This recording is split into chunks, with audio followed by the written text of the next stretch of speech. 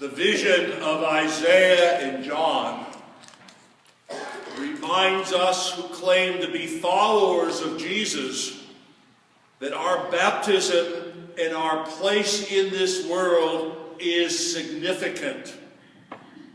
Not only are we called to be a people filled with the Spirit, overflowing with that Spirit, but also a people called to repent. And I remind you again that the word repent means to see in a new way. We are called, as God's people here, to be able to see in a new way, to see our world in a different way than what we are accustomed to. The challenge for us then is to prepare the way. John the Baptist said that. We are called to do the same. Prepare the way. Work. All of us, every one of us, work to make Jesus' way of life believable. To be a voice in the wilderness of our world.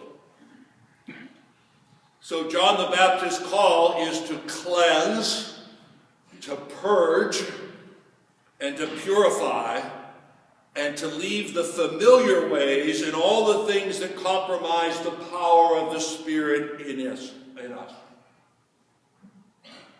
So we look to the person next to us. Maybe if they would get their act together, we would all have our act together.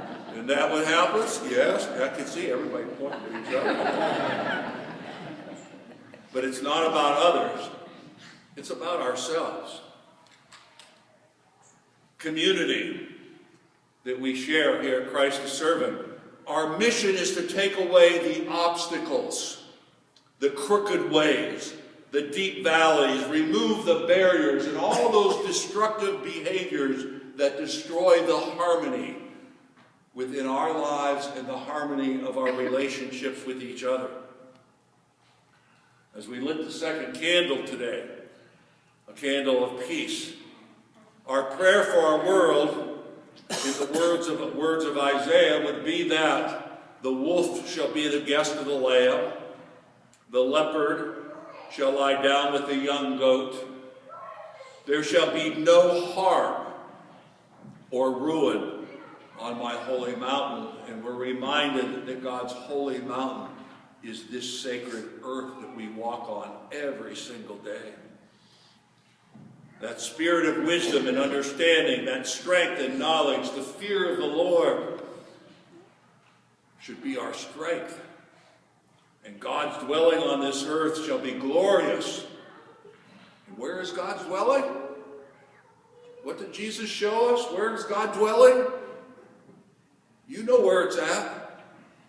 Right here. Right here. In your life, in your heart, in your spirit, in your soul. But God's vision is still incomplete. So our job this week is to reclaim our voice as a community. Our voice should be so strong here at Christ the Servant that it drowns out everything negative within our city, within our cities, within our county, within our world. We're called to be the guardians of this vision. The guardians of the vision. Prepare the way. Create the place in our lives where Isaiah's vision becomes the dream that guides us every single day. Allow that dream to lead us into a future. So the question for us is, for this week, if our lives were the only testimony, if our life, if my life, if your life were the only testimony of Jesus, would Jesus be believable?